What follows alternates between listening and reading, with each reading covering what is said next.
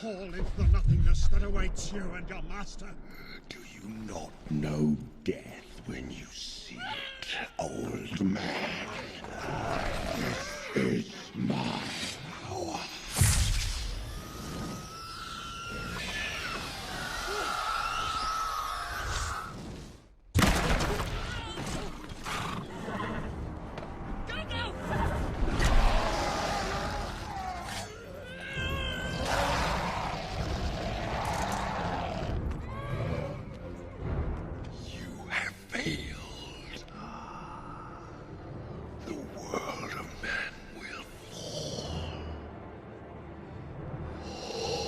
Prohibited from being in it.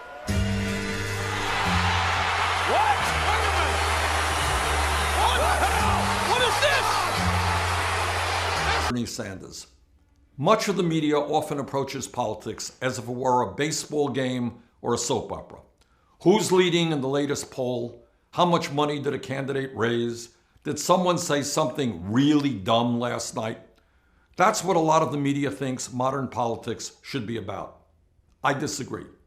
I'm old-fashioned, I guess, but I think what a campaign in a democratic society is about is the need to discuss and debate the most important issues facing our people and the world. And that's what I want to do now.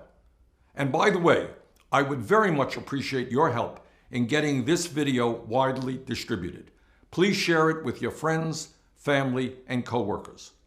The more we raise public consciousness in this country, the better we do and the better our nation does.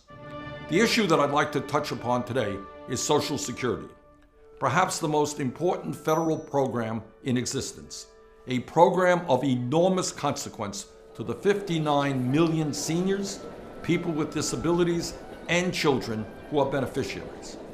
I know you have heard over and over again that Social Security is going broke, that it won't be there for our kids and grandchildren, that Social Security is a Ponzi scheme, that Social Security is contributing to our large deficit and national debt, etc., etc., etc. And you've also heard many Republicans tell us that we need to cut Social Security, raise the retirement age, or maybe even privatize the program. Well, I am happy to tell you that much of what you've heard is simply not true. Despite what many of my Republican colleagues are saying, let's be clear. Social Security is not going broke. Social Security has a $2.8 trillion surplus and, according to the Social Security Administration, can pay out every benefit owed to every eligible American for the next 19 years. That is not a program going broke. Further, Social Security is independently funded by the payroll tax, the 6.2% of your paycheck that you and your employer pay. That means that Social Security does not add one nickel to the deficit. It has its own source of funding. The wars in Iraq and Afghanistan that the Republicans forgot to pay for added trillions to the deficit and national debt, not Social Security. Now, the truth is that while we do not have a Social Security crisis today, we do have a retirement crisis, and that is a very serious problem. All over this country, millions of Americans, people who have worked their entire lives, are wondering if they will ever be able to retire with any shred of dignity. The sad truth is that, as a result of the collapse of our middle class and declining wages, more than half of older workers between the ages of 55 to 64 have no retirement savings. Imagine that. You're heading to the moment in your life when you're no longer able to work, when you can't earn any income, and you have nothing in the bank. How scary is that? Further, millions of other workers have seen their pensions eliminated or severely cut back. Promises were made to them by their employers, and those promises were not kept.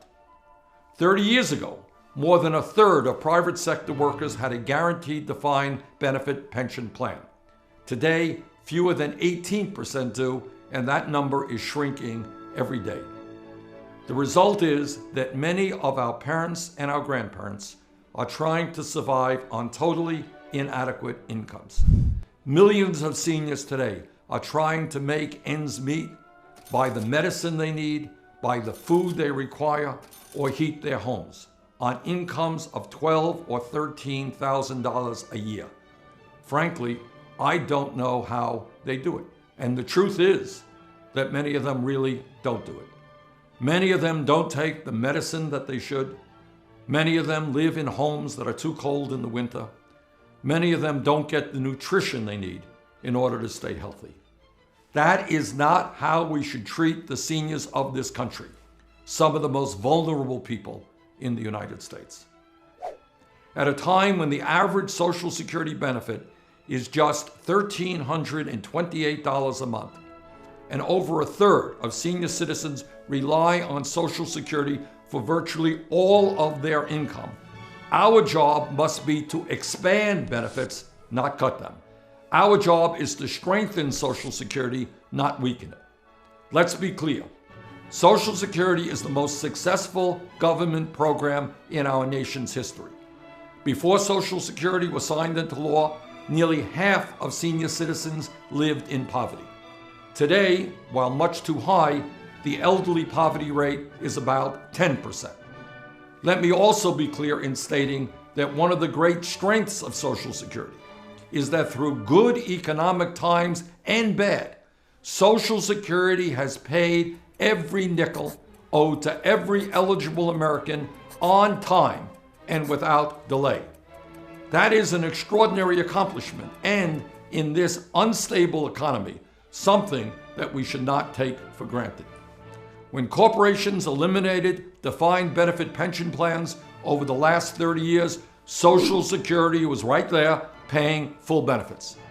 When millions of Americans lost their life savings after Wall Street's greed and recklessness crashed the economy in 2008, Social Security was right there paying full benefits.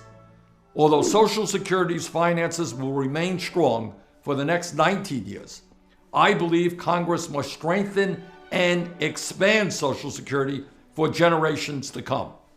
Well, how do we do that? The answer is simple. We demand that the wealthiest Americans in this country pay their fair share into the Social Security system. Today, at a time when almost all new income and wealth is going to the top 1%, a billionaire pays the same amount of money into Social Security as someone who makes $118,500 a year. That's because the Social Security payroll tax is capped. If we lift that cap and apply the payroll tax on all income over $250,000 a year, we can do four things. First, we can make sure that Social Security can pay out every benefit owed to every eligible American for the next 50 years. Not 19 years, 50 years. Second, we can expand benefits by an average of $65 a month. Third, we can lift seniors out of poverty by increasing the minimum benefits paid to low-income workers when they retire. Fourth, we can increase cost of living expenses to keep up with the rising cost of healthcare and prescription drugs. Expanding Social Security by making the wealthiest Americans pay more is not only the right thing to do from a moral perspective, it is good economics, and it is what a large majority of the American people want us to do. Our job together is to create an economy which works for all, not just the wealthy and the powerful. Our job is to protect the most vulnerable people in our society, including the elderly and the disabled. Our job is to extend and expand Social Security, not cut it or privatize it. Please work with me to make this happen. And please, get this video out to your friends and family. Thank you very much.